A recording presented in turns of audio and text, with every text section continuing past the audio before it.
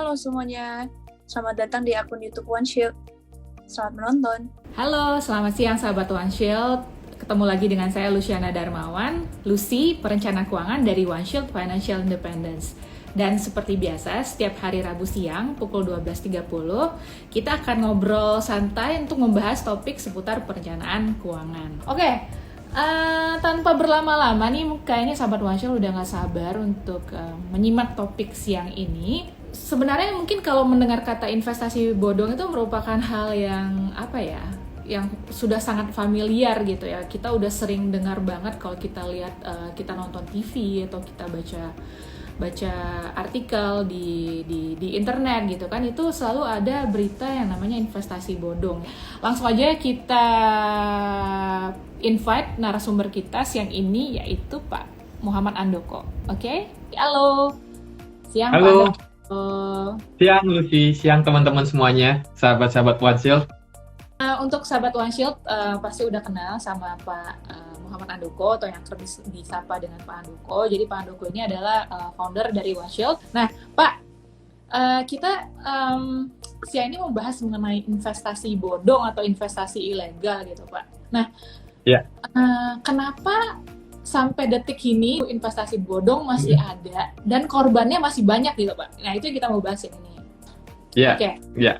Nah mungkin Pak Andoko mungkin bisa mulai dulu dengan menjelaskan ke kita sebenarnya apa sih yang dimaksud dengan investasi bodong gitu Pak? Sebenarnya kalau dari sisi terminologi saya lihat sih nggak ada ya. Tapi kalau saya lihat apa arti investasi bodong itu adalah sederhananya investasi yang tidak berizin atau investasi yang ilegal, di mana mereka menawarkan skema yang tidak jelas dan perlu kehati-hatian buat kita sebagai individu untuk supaya tidak menjadi korban ya. Nah, secara personal ya Lucy, saya mengamati investasi bodong itu sejak 2002 waktu itu ya.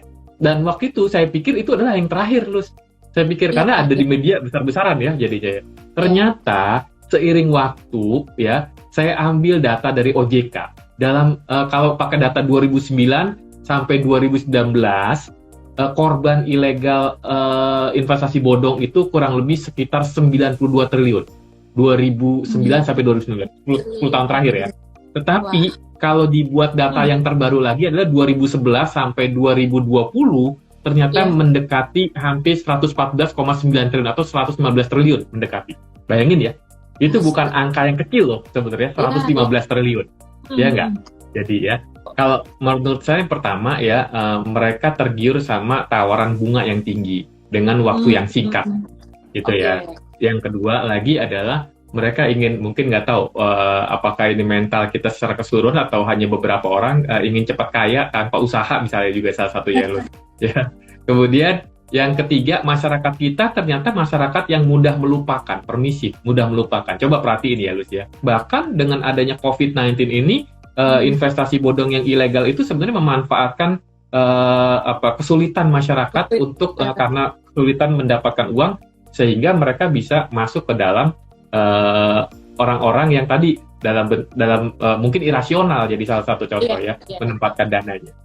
Nah Pak, ada nggak sih Pak, maksudnya kira-kira mungkin panduan gitu ya, atau ciri-ciri yang bisa kita jadiin acuan gitu untuk mengenali ini kayaknya investasi bodong nih gitu.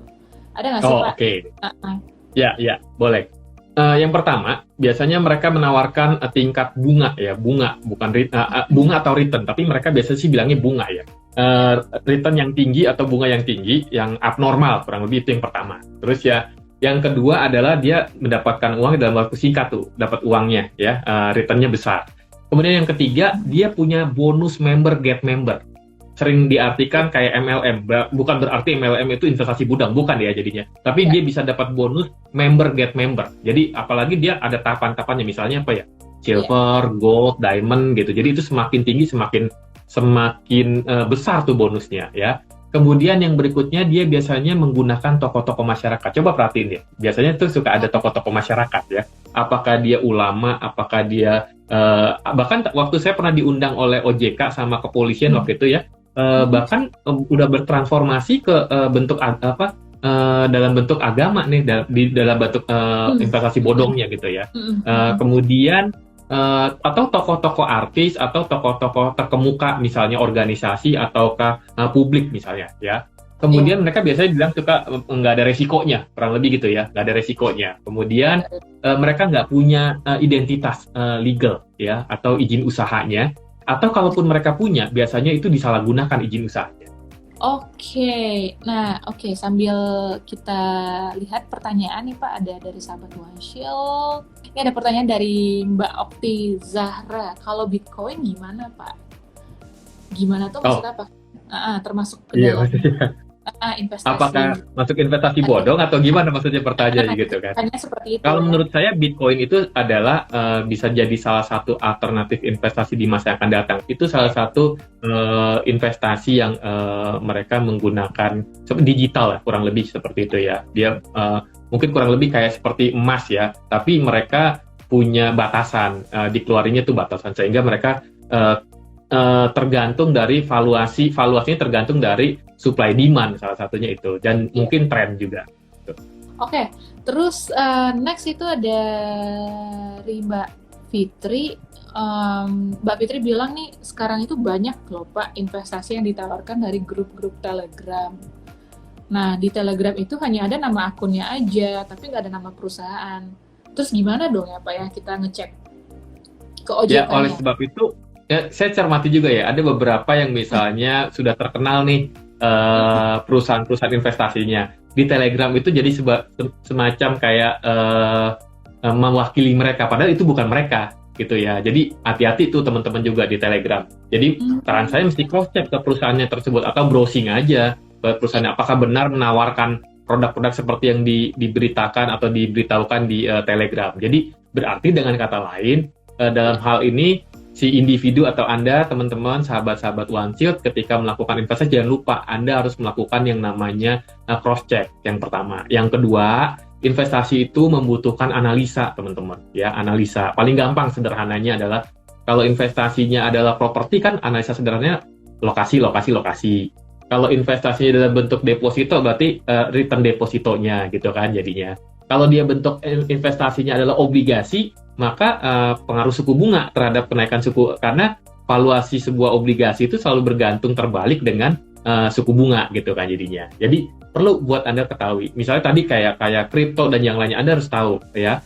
Kemudian yang berikutnya harus memberikan paling tidak capital gain ya, antara harga jual sama harga beli. Tapi juga jangan sampai teman-teman hanya terbuai dengan return aja, tapi juga tidak memikirkan resikonya ya.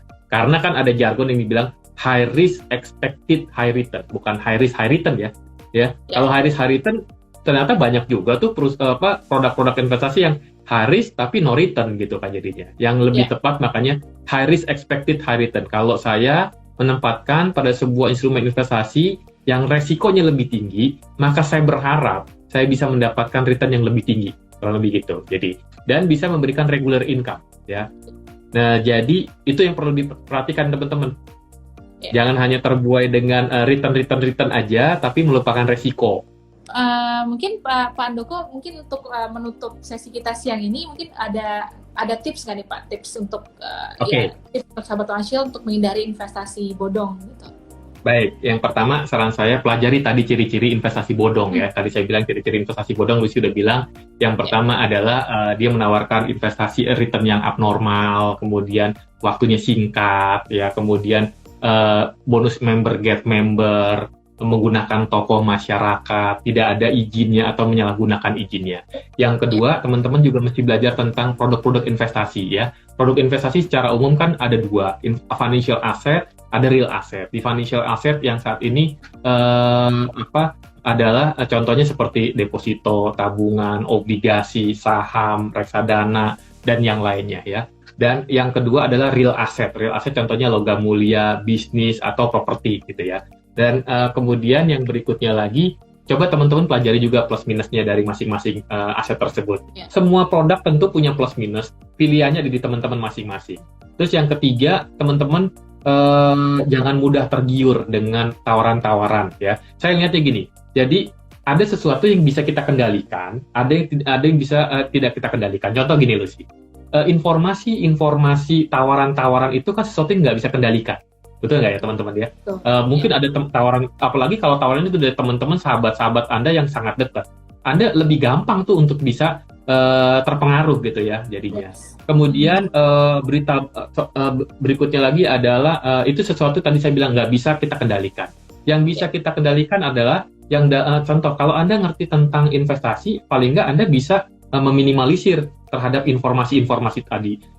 Meminimalisir tergoda juga dengan tawaran-tawaran tadi ya, atau karena Anda ngerti tentang produk investasi, ada sahabat atau teman atau keluarga yang dekat menawarkan, malah bisa jadi Anda melakukan edukasi buat mereka gitu lah. Jadi Anda bukannya larut atau menjadi korban, Anda malah justru mengedukasi. Kemudian berikutnya lagi adalah media juga mungkin penting buat teman-teman untuk pelajari teman-teman. Jadi ujung-ujungnya tetap semuanya ada pilihannya di Anda. Jadi kendalinya ada di dalam diri Anda. Karena kalau enggak tuh yang jadi korban Anda sendiri, teman-teman. Ya, sahabat-sahabat One Shield. Jadi mereka nih penjahat-penjahat investasi bodong tuh udah tahu, udah kenal karakteristik orang Indonesia. Yang serba pengen dapatnya cepat, pengen cepat kaya gitu kan jadinya. Mereka udah paham psikologinya orang Indonesia. Jadi oleh sebab itu kita juga mesti upgrade pengetahuannya dan juga tahu pola-pola mereka. Oke, thank you Pak Andoko udah jadi narasumber ini. Thank you untuk sahabat One Shield yang udah join siang ini.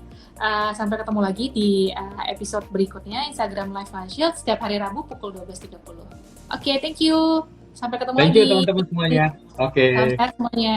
Bye-bye.